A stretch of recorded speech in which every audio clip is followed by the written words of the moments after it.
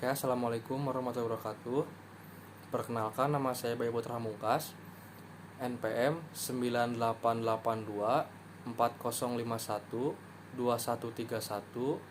9882405121311027 dari kelas IK2A Program Studi Ilmu Komunikasi.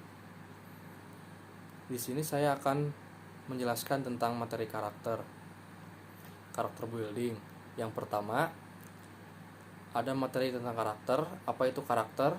Karakter adalah seperangkat sifat yang selalu dikagumi menjadi tanda-tanda kebaikan, kebijakan, dan kematangan moral seseorang atau bisa dibilang sifat-sifat kejiwaan. Karakter mempunyai sifat tidak menunda, cepat bangkit dari kegagalan, positive thinking, bekerja keras, dan pantang menyerah, tidak mudah menyerah. Adakah perbedaan antar sifat dan karakter? Karakter merupakan kombinasi dari sifat-sifat dalam diri seseorang yang menjadikannya unik berdasarkan apa yang ia sudah miliki sejak lahir atau genetik, dan apa yang ia pelajari dalam hidupnya. Lingkungan berupa nilai-nilai dari kepercayaan. Jadi, karakter dapat juga disebut dengan learned behavior. Sifat adalah salah satu karakteristik spesifik dalam diri seseorang, dan ketika dikombinasikan antara yang satu dengan yang lainnya, membuat seseorang menjadi pribadi yang unik dan membentuk identitas orang tersebut. Misalnya, ketika dihadapkan pada suatu kejadian, contohnya saja kejadian seperti yang kita alami, disuruh diam di rumah, maka reaksi seseorang itu akan berbeda-beda. Ada yang marah-marah, dia mempunyai sifat pemarah. Ada yang bosan, berarti dia mempunyai sifat pembosan. Ada yang ngeluh sana sini, berarti dia mempunyai sifat yang suka mengeluh. Jadi, sifat itu bersifat spesifik dan sering diidentifikasikan sebagai diri seseorang. Makanya, ada yang disebut si pemarah, si penyabar, dan sebagainya. Kemudian ke recognizing karakter atau menata ulang karakter. Orang-orang dari semua budaya berbagai nilai-nilai bersama, seperti kepedulian, keadilan, kejujuran, integritas, rasa hormat, tanggung jawab, disiplin diri, dan kepercayaan. Karakter seseorang ditunjukkan melalui perilaku publik dan pribadinya. Karakter as your guide atau karakter sebagai panduan Anda. Karakter pribadi Anda berkembang dari waktu ke waktu. Anda menunjukkan karakter pribadi Anda dengan menerima tanggung jawab dan melalui kata-kata dan tindakan Anda sendiri. 2. Materi self-esteem. Self-esteem adalah sebuah pikiran, perasaan, dan pandangan seseorang dari diri mereka sendiri. Bisa dibilang self-esteem atau harga diri berpaku pada seberapa besar seseorang menilai, menyetujui, menghargai, dan menyukai diri mereka sendiri.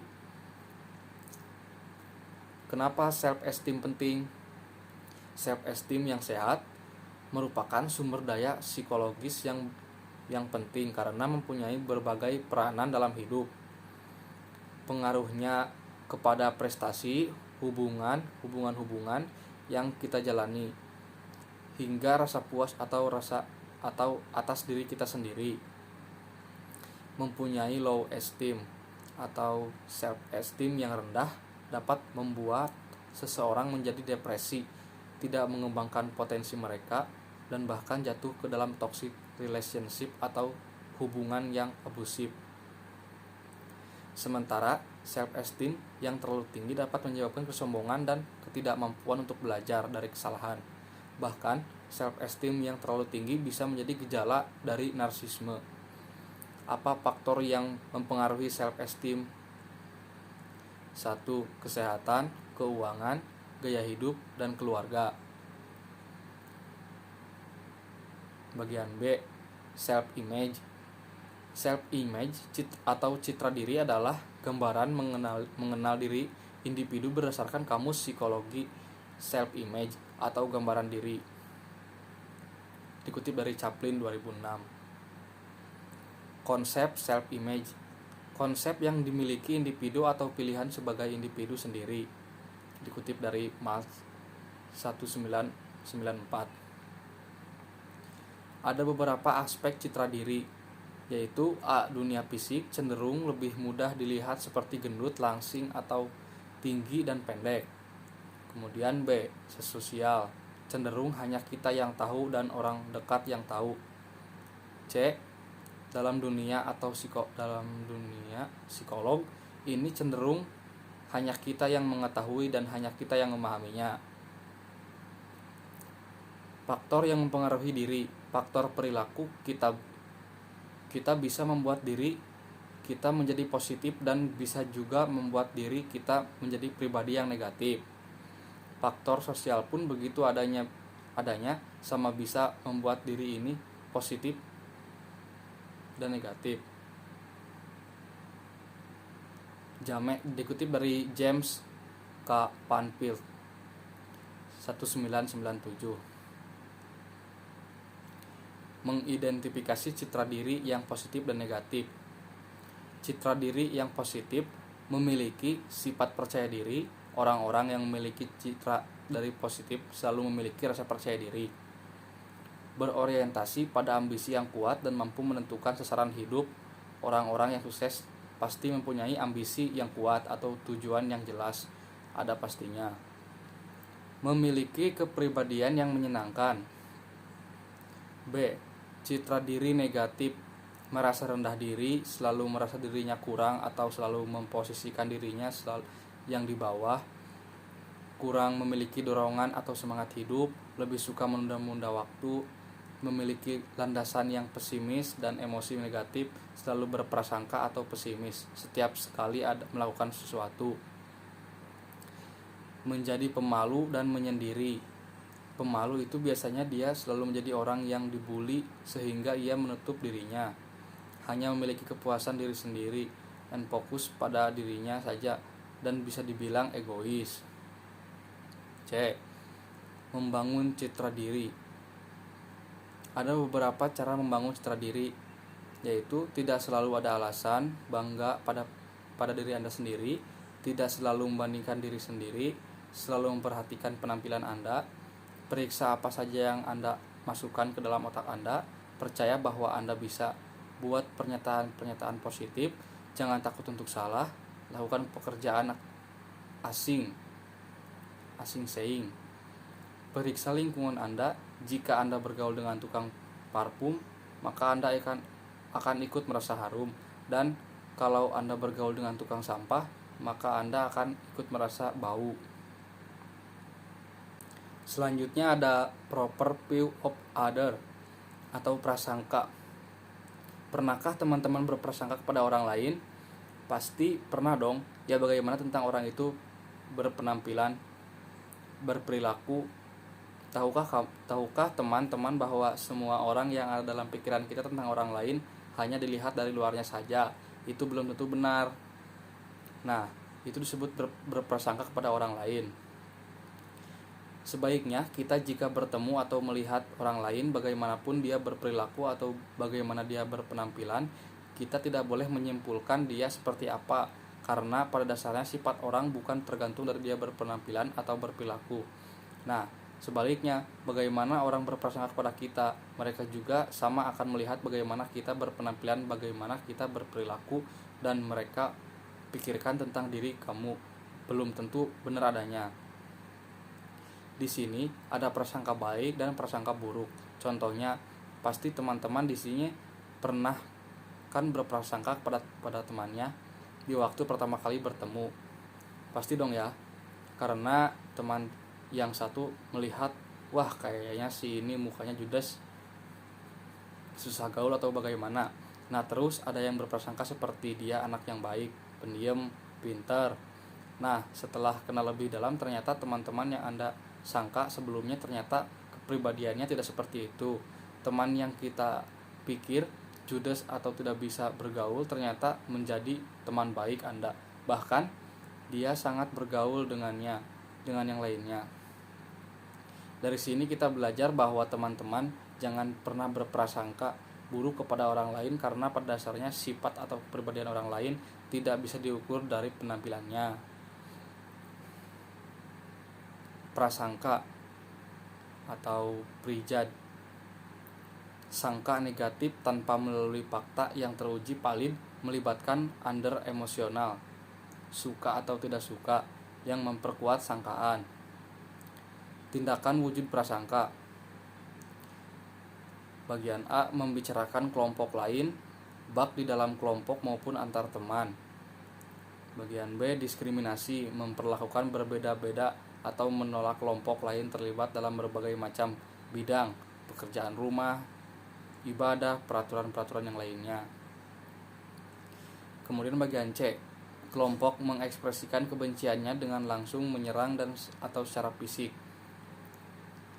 Bagian D, eksterminasi, pembunuhan dan bahkan permusuhan massal salah satu kelompok. Ada beberapa langkah-langkah untuk mengatasi prasangka. Bagian A, menjalin hubungan atau interaksi dengan pribadi atau kelompok tersebut. Bagian B, mengklarifikasi prasangka kepada pribadi atau kelompok tersebut. Bagian C, tetap menghargai keunikan pribadi atau kelompok itu sekalipun prasangka itu benar. Bagian D, melakukan kerjasama melalui karya nyata. Kemudian materi selanjutnya adalah integritas. Definisi integritas, seseorang mempunyai integritas apabila tindakan sesuai dengan nilai, keyakinan, dan prinsip yang dipegangnya.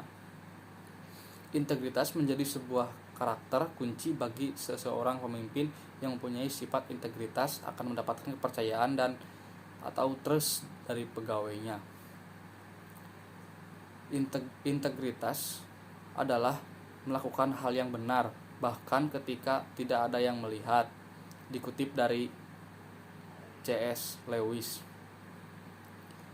Dampak positif integritas, ada 4 dampak positif yang diperoleh seseorang berintegritas, yaitu integritas merupakan salah satu kunci untuk meraih keberhasilan atau kesuksesan. Kedua, integritas membuat manusia mampu untuk memimpin dan menjadi pemimpin. Ketiga, integritas dapat melahirkan prestasi. Keempat, integritas melahirkan kepercayaan. 7 hal yang menjadi integritas. 1. Melakukan apa yang kita lakukan. Seseorang yang berintegritas akan menepati janjinya. 2. Tanggung jawab berbicara. Orang-orang yang berintegritas bersedia bertanggung jawab atas penuh dari tindakannya. Ini berarti bahwa orang yang berintegritas tidak menyalahkan orang lain atau berbagai hal. Bagian 3, menjadi diri kita sendiri. Orang-orang yang berintegritas dapat menghidupi dirinya sendiri dan tidak bergantung pada orang lain atau apapun. Ini termasuk mengurus kebutuhan. Anda dapat tetap bugar secara fisik dan memiliki cukup uang. Orang yang berintegritas akan berdiri sendiri dan berbicara jika sesuatu yang salah terjadi. Keempat, memikirkan gambaran besarnya. Orang-orang yang berintegritas tentang apa yang dilakukan orang lain di sekitar mereka sering bertanya, apakah ini baik untuk semua orang atau hanya saya? Kelima, menghormati orang lain. Orang-orang yang berintegritas akan menganggap orang lain lebih baik dari dirinya sendiri, memberikan kehormatan kepada orang lain dan kemampuan untuk menerima dari orang lain. Ketujuh, memeriksa cermin. Orang-orang yang berintegritas melihat diri mereka sendiri dan selalu ingin memperbaiki dirinya sendiri. Juga orang yang berintegritas bisa mengakui bila ada salah dengan dirinya. 7. Membela apa yang salah dan membela apa yang benar dan salah.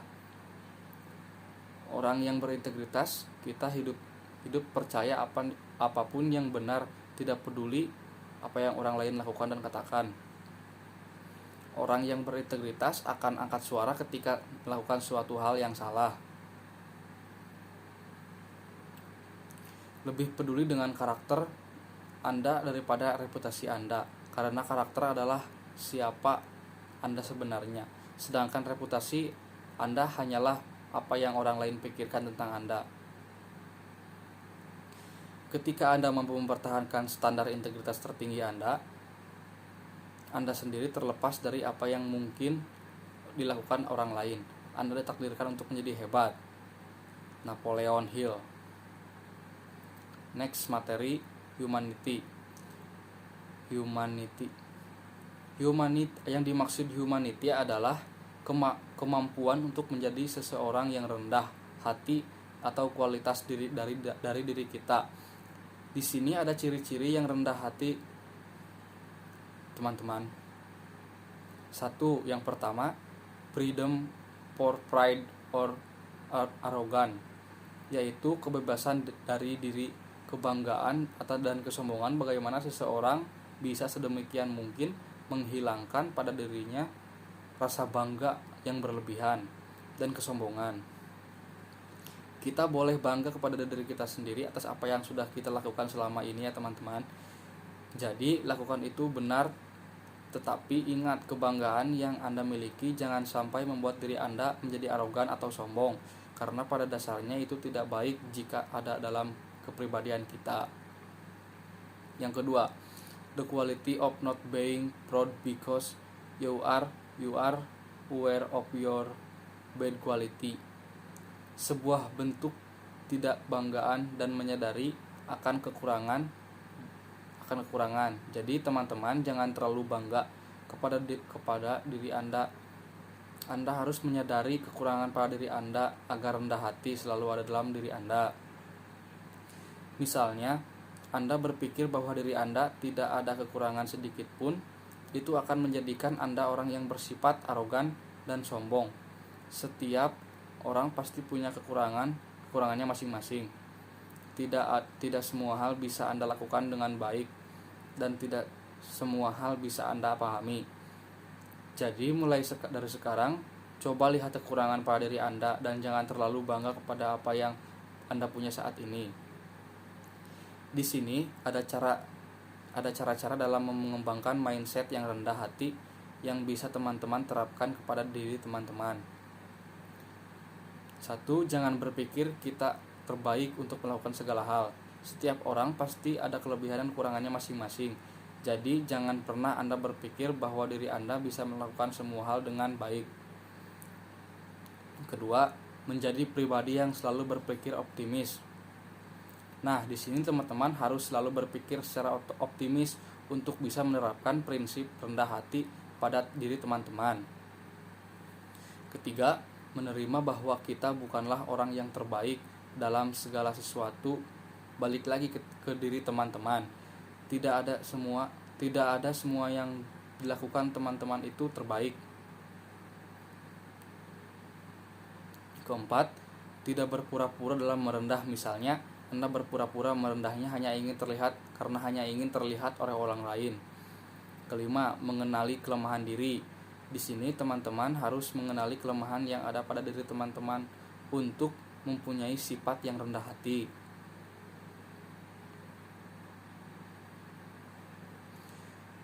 Keenam, menghindari menyombongkan diri sendiri. Ketujuh, mensyukuri apa yang kita miliki dan bersyukur untuk apa yang belum kita miliki. Jadi teman-teman harus bersyukur apa yang teman-teman punya sekarang.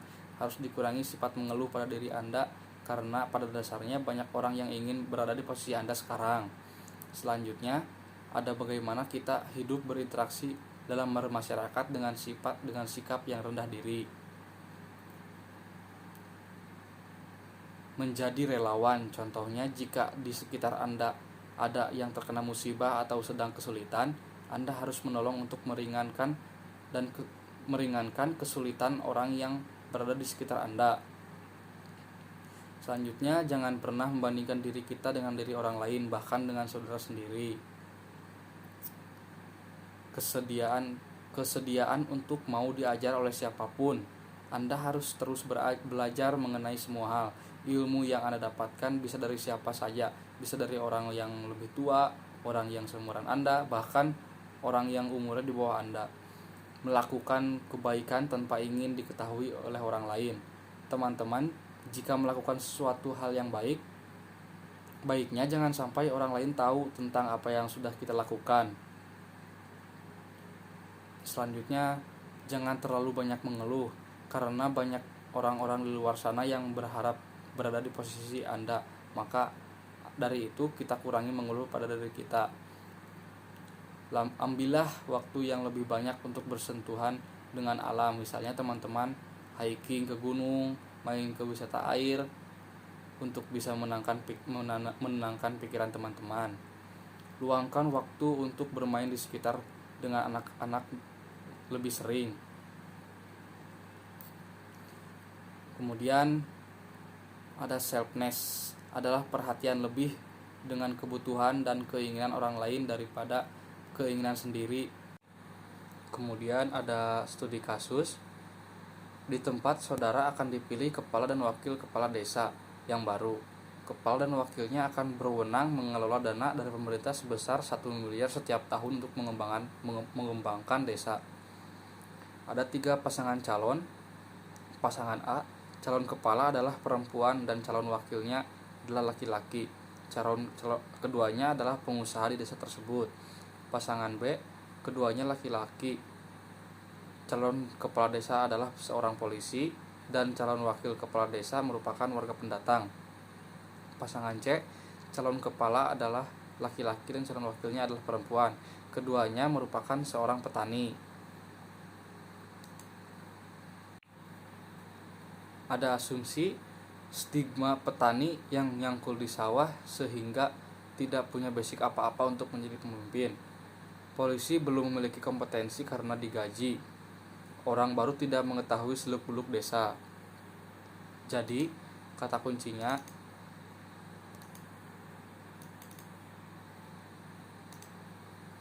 nilailah seseorang berdasarkan karakter atau pribadi orang itu, bukan berdasarkan anggapan umum terhadap kelompoknya. Demikian juga jangan menilai kelompok berdasarkan perilaku dan perorangan dalam kelompok tersebut. Deskripsi diri. Deskripsi diri sangat dibutuhkan oleh seseorang agar orang tersebut dapat memahami kelemahan dan kelebihan yang mereka miliki pada dirinya sendiri. Selain itu, deskripsi diri dapat membantu kita untuk memahami karakteristik yang kita miliki sendiri, karena pada kenyataannya kita sering kesulitan apabila diminta untuk mendeskripsikan tentang diri kita pribadi. Untuk itu, dalam video ini kita akan diajak untuk melakukan personality test dari seorang ahli bidang psikologi. Kemudian kita harus juga saling menghormati. Dari pengertian dari menghormati adalah sikap di mana kita memperlakukan seseorang dengan sepantasnya dan pada tempatnya. Sikap saling menghormati sama manusia ini bertujuan untuk memelihara hubungan yang baik, karena sebagai makhluk individu kita ingin memenuhi kebutuhan dan kehendak masing-masing. Cara untuk menghormati orang lain. Ada 3 metode untuk menghormati orang lain, yaitu 1. Menunjukkan rasa hormat yang umum. 2. Tunjukkan kebaikan dan sikap sopan santun. Bersikap sopanlah, jangan mendiskriminasi seseorang. Hargai perbedaan. Hormatilah tempat umum. Hargailah bumi dan penghuninya. Hargailah barang orang lain, hormatilah ruang personal seseorang. 2. Berkomunikasi dengan penuh hormat, yaitu dengan mendengarkan saat seseorang sedang berbicara. Pikirkan terlebih dahulu sebelum kita berbicara. Katakan dengan jelas jika Anda menginginkan sesuatu. Tunjukkan ketidaksetujuan dengan penuh hormat. Latihlah kesabaran dan asumsikan itikat baik. Jangan memandang orang lain dengan sebelah mata. Jangan bergosip. Meminta maaflah jika Anda menyakiti seseorang. Hormati orang lain meski mereka tidak menghormati Anda. 3. Memperdalam rasa hormat. Tunjukkan rasa hormat kepada otoritas yang berhak. Jangan menggunakan wewenang dengan semena-mena. Hormati diri sendiri. Latihlah empati dan belas kasihan.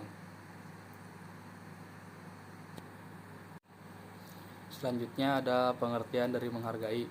Menghargai adalah sikap atau salah satu cara untuk memberi penilaian, menghormati penentuan atau memandang penting seseorang. Sikap menghargai juga harus dimiliki pada setiap manusia. agar terciptanya keserasian dan kerukunan hidup antar manusia sehingga terwujudlah kehidupan masyarakat yang saling menghargai satu sama lain. Menghargai juga dapat berarti menghormati keberadaan, harkat, dan martabat orang lain. Jenis-jenis menghargai diri sendiri ada 4 bagian cara menghargai diri sendiri, yaitu memiliki pola pikir yang benar. Dengan cara kenali diri Anda, maafkan diri Anda, terimalah diri Anda, bangunlah rasa percaya diri Anda, jagalah bersikap yang positif, berhentilah bersaing dengan semua orang, singkirkan rasa iri Anda, percayalah kepada keputusan Anda, belajar menerima kritikan, jangan biarkan orang lain menghasut Anda, melakukan tindakan yang menghargai diri sendiri, perlakukan diri sendiri dengan hormat, rawatlah tubuh Anda, tentukan aspek untuk perbaikilah diri Anda sendiri, berinteraksi dengan orang lain, hargailah orang lain, ketahuilah saat orang lain tidak menghormati Anda, dan ambillah tindakan untuk menghentikannya. Belajarlah untuk melatih komunikasi tanpa adanya kekerasan. Jangan terlalu mengandalkan orang lain untuk merasa lebih baik mengenai diri sendiri. Maafkan orang lain. Menjadi pribadi yang baik untuk diri sendiri. Jangan merendahkan derajat Anda sendiri. Jangan biarkan orang lain melihat Anda melakukan sesuatu yang akan membuat Anda menyesal di kemudian hari. Atasilah emosi yang berlebihan. Akuilah jika Anda salah. Lakukanlah kegiatan bersama orang-orang yang menghargai Anda. Tetaplah rendah hati. 2. Menghargai orang lain. Akui nilai intrinsik orang lain sebagai manusia. Akui otonomi pribadi orang lain. Hargai ide dan gagasan orang lain. Pertimbangkan bahwa orang lain sama bernilainya seperti diri Anda. Jadilah pendengar yang baik. Jangan mencampuri waktu dan privasi orang lain. Bersikap sopan santun. Menghargai keluarga. Menyatakan kasih sayang dan penghargaan terhadap anggota keluarga dengan mengucapkan terima kasih setiap kali menerima pemberian daripada ibu dan bapak. Menghasilkan kata-kata untuk menunjukkan kasih sayang terhadap keluarga. Menunjukkan kasih sayang dan menghargai anggota keluarga dengan merayakan hari-hari penting dalam hidup mereka seperti hari lahir, hari ibu, ataupun hari bapak. Senantiasa membantu anggota keluarga. 4. Menghargai kehidupan. Ingatlah bahwa Anda tidak akan hidup untuk selamanya. Tuliskan tentang apa yang Anda syukuri, pikirkan tentang bagaimana rasanya dahulu kala, pikirkan tentang seberapa buruk itu akan terjadi. Ada manfaat menghormati dan menghargai orang lain. Manfaat menghormati dan menghargai orang lain yaitu orang lain akan lebih termotivasi untuk menjadi lebih baik. Orang lain akan lebih mau dekat dengan kita. Orang tersebut nantinya juga akan lebih mudah menghargai orang lain pula, sebab mereka sudah menerima dari kita. Ada beberapa faktor yang terjadi karena ada manfaat dari saling menghormati dan menghargai, yaitu saling membutuhkan, 2. Saling menguntungkan, 3. Saling mengisi, 4. Saling menguatkan. Selfness adalah prinsip atau praktik kepedulian terhadap kesejahteraan orang lain. Dikutip dari Douglas Harper. Mengembangkan pola pikir untuk tidak mementingkan diri sendiri. A. Perlu wawasan. B. Berusaha memahami orang lain. C. Jadilah orang yang tidak mementingkan diri sendiri walaupun tidak ada orang yang tahu. D. Ikut merasa senang jika orang lain merasa senang. D. Jadikanlah seseorang yang tidak mementingkan dirinya sebagai model Anda. Selanjutnya, membuat pilihan yang tidak mementingkan diri Anda sendiri. Jangan menyakiti demi memikirkan kepentingan Anda sendiri. Jangan menghargai waktu Anda lebih penting dari waktu Anda. Jangan menganggap waktu kamu penting, tapi pikirkan juga waktu orang lain. Buatlah pilihan untuk membantu banyak orang. Membantu orang memang tidak boleh pilih-pilih, tetapi pilihlah orang yang sangat lebih membutuhkan pertolongan kita. Maafkan dan lupakan. Memang benar, memaafkan mudah, yang susah itu untuk kita melupakan. Tetapi berusahalah untuk melupakan seseorang yang telah menyakiti diri kita, dan berusaha juga memaafkan dan mengikhlaskan atas apa yang menimpa diri kita. melakukan perbuatan yang tidak mementingkan diri sendiri. Ikhlas memberi keahlian dan waktu. Ikhlas dalam membantu seseorang dalam hal keahlian, misalnya kita bisa membantu tetangga yang tepat, yang atapnya bocor, dan luangkan untuk membantu seseorang. Jangan terfokus pada apa yang menjadi urusan kita saja. Mendonasikan apa yang kita bisa. Jadi memberi sebisa mungkin kita yang bisa beri atau donasikan. Siapa tahu penting sekali untuk orang lain. Contoh, baju yang kita anggap sudah tidak muat, kita donasikan kepada orang lain.